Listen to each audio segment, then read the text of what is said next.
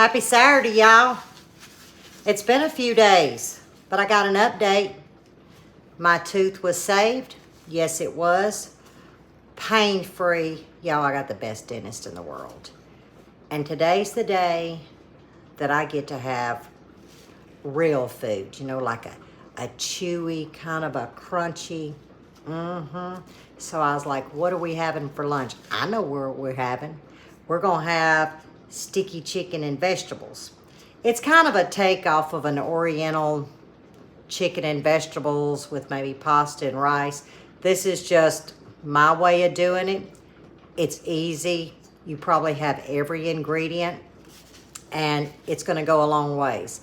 But the first thing we have to do before we even move to the recipe is we have to marinate the chicken. And that's when my light bulb moment went off this morning, because I'd been packaging chicken breast all morning because they were so big, and I would cut them in half and then I would put them in the vacuum seal bag. And I held one out and I was like, I know what we're having for a late lunch, because we had a fairly large breakfast. Well, he did. I had some toast.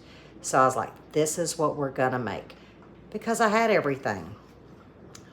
But I have one very important instrument to this recipe.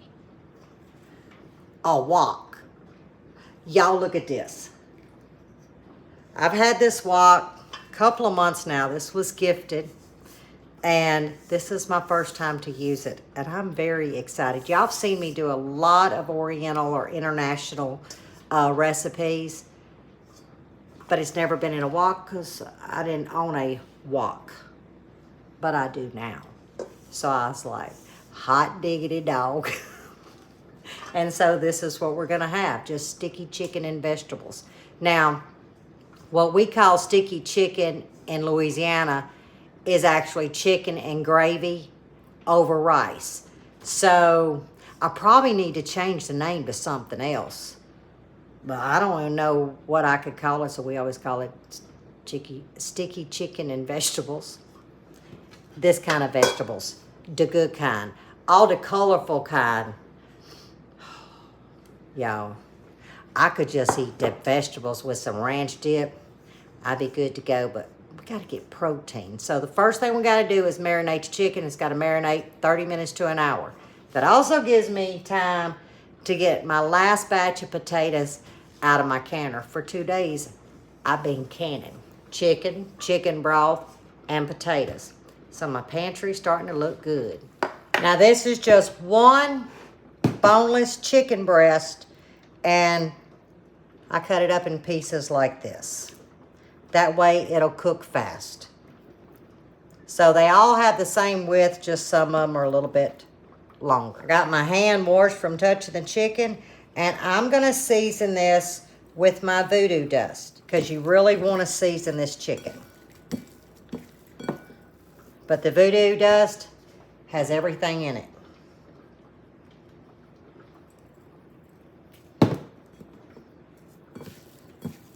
Oh yeah, that looks good.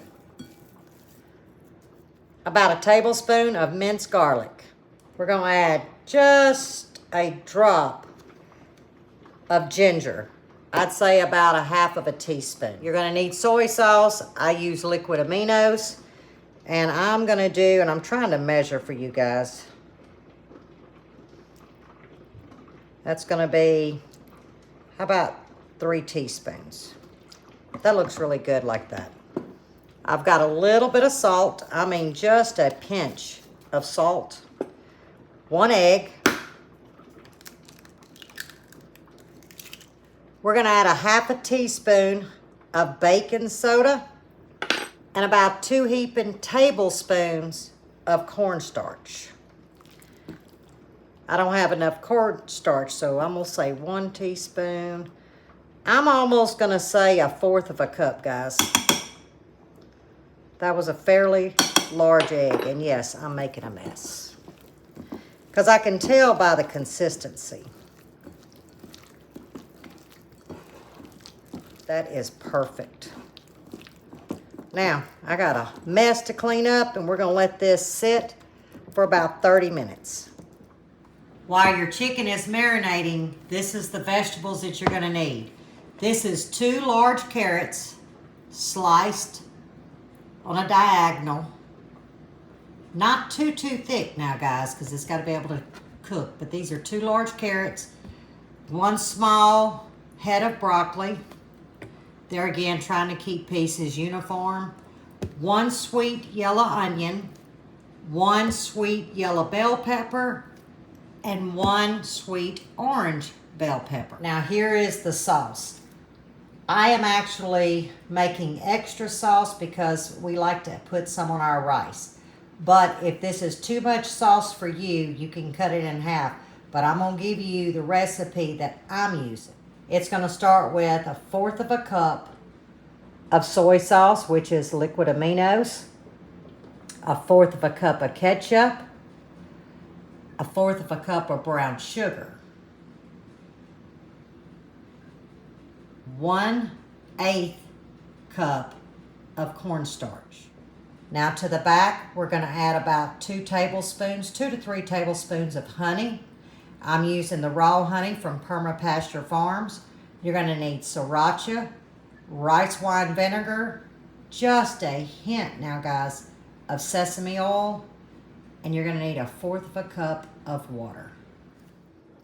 To our 1/4 cup of water, we're going to add our 1/4 cup of soy sauce, 1/4 cup of ketchup, 1/4 cup of brown sugar, 1/8 cup of cornstarch, 1, 2, about 3 tablespoons is what I'm guessing. It's a little bit of sweet heat. Now, the sriracha is to your taste, about a teaspoon. The rice wine vinegar, about a teaspoon as well. The sesame oil will be last, okay, when we finish up the dish. And we're just gonna give this a good mix and set it to the side. Now, as you can see, I have some oil sitting in this wok. If I had to measure up to the first knuckle, okay, and we're gonna be frying the chicken. I do have my stove eye set on a number 8. I've let my chicken marinate for about 30 minutes. Now to keep cleanup easy, I'm gonna use a freezer bag. And what I've got in here is a cup of cornstarch. You really don't wanna use flour because we will be double frying this and the flour will get soggy. While our oil is heating up, I'll go ahead and get these floured up per se, but remember I'm using cornstarch. I'm gonna get my bag closed up, try to get the air out. And there we go. We're gonna give it a good coat. My heat's sitting on about 350. And we're gonna get these fried. Now you want that oil hot.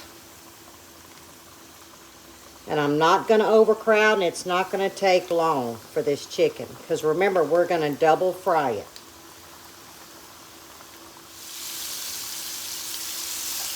I mean, it's only been frying about a minute. I'm gonna let it go a good 30 more seconds, and then I'm gonna pull it. Remember, this is our first fry. That is so crispy. And that's what that cornstarch does. It doesn't give it that big, heavy flour. Look at that. Let's get the rest of them in. And like I said, I'm just making enough for us to have a good lunch. Mainly vegetables with a little bit of protein. Now, you can cut your chicken pieces up in little squares if you like. There's really no preference except your preference. Our second batch is done. And remember, it's not fully cooked. It's not going to take long when we put it back in. But what we're doing is we're allowing the cornstarch to cool down, and it will literally really crisp up when we go back into the oil. So we're just going to let it sit about a minute to 2. Now try to separate your pieces, or you can put it on a wire rack, but I just use a paper towel. And I'm going to let them sit here a good minute to 2 minutes. You see how it immediately starts frying again?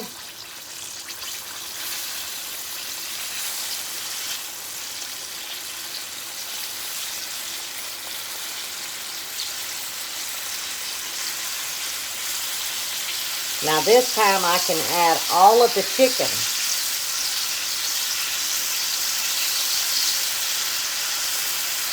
I'm not worried about crowding because we have already set the chicken when we fried it the first time.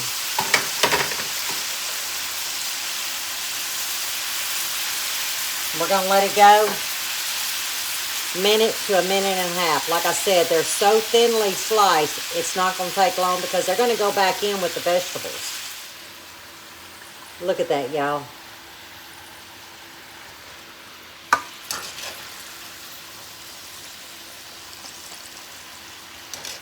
I'm going to remove most of this oil. Now you need to pour it into a heat-safe dish. This is a Pyrex.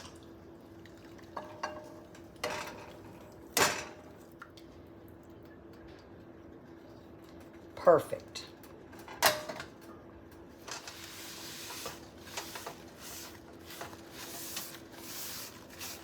You see what I did is I just pulled that hot oil back down into the wok using a paper towel. Now I did turn my stove eye down to a number 6.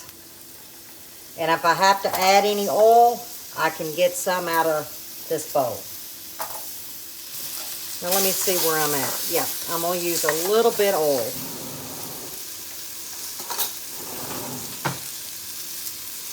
I'm getting it off the top. That way I don't get any of that cornstarch in here. Perfect. Now you want to keep moving these around.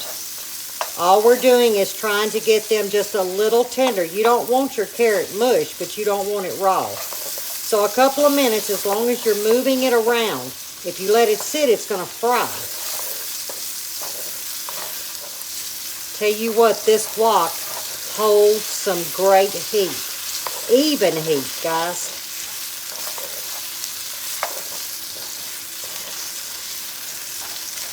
I don't know how I lived without one.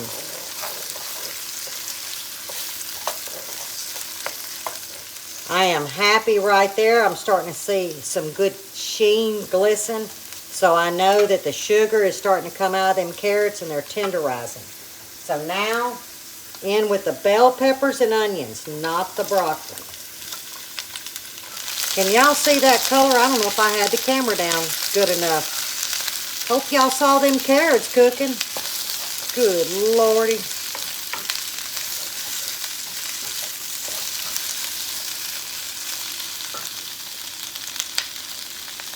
Now I'm going to add a little bit of salt. Not much.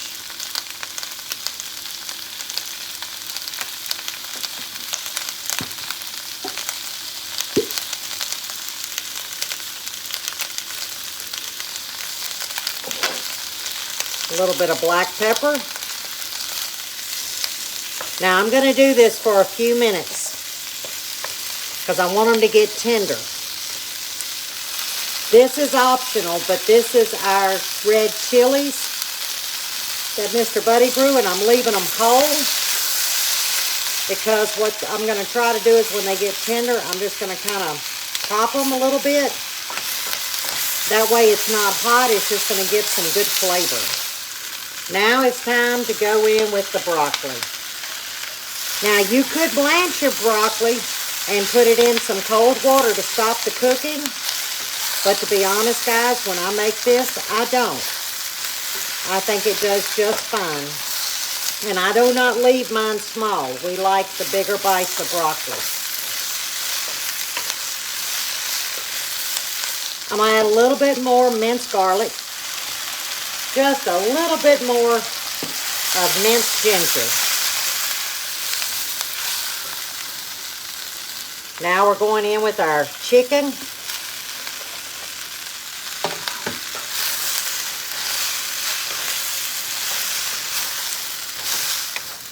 And in goes that delicious sauce. You want to turn your heat down to about a number 3. So you see why I double my sauce? If not, it would just coat it and then you'd be done. But by having extra sauce, it coats everything and it gives you a little bit to mix in with your white rice. This is optional. This is sesame oil. Now, when I say a drop, that's it. That is all that we like. We're not big sesame oil eaters, but just that little bit just brings it together. I'm going to put a lid on it, and I'm turning it off and letting it rest about 5 minutes. If y'all could smell this. Now, can y'all see this bowl? It is smoking hot, y'all. Yes, those chili peppers, that has Mr. Buddy's name all over it. Now, there's 2 ways you can eat it. Chopsticks or the American chopstick called the fork. But I'm feeling the vibe, y'all. I'm taking it all in. So it's going to be chopsticks. And yes, Lippy knows how to use chopsticks. I was taught by a great friend of mine in the 80s named Chung Suk. She was from Seoul, Korea. She is actually the person that turned me on to international cuisine. First thing I'm going to try is the carrot to show you it's as fast as that cooked. It held its texture, but it's not crunchy. It's just good. Guys, I'm going to tell you now. Now I've got a pile of rice under here. This speaks lunch. And that's my pressure canner. It's done. Potatoes are done. Now, I'll tell you, these are some new chopsticks that I got from a friend of mine a couple of years ago. I'm not the biggest fan of these. They're really slick. Actually, I kind of like my ivory ones better. These have a, I don't know, a finish to them. I don't know. It's all right, though. This is delicious. Here's my potatoes. I did Yukon Golds. That actually is my favorite when canning. I'm going to go ahead and get the rest of my jars out so I can enjoy my delicious lunch and call Mr. Buddy in. He'll see y'all tomorrow, and we'll both see y'all on Monday's video.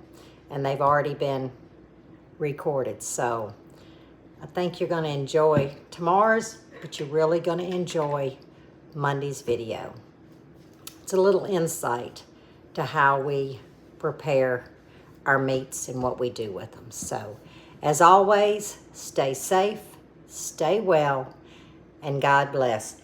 And I think one of those peppers might have opened up just a little bit. You can leave the chili pepper out. Just saying. Bye, y'all.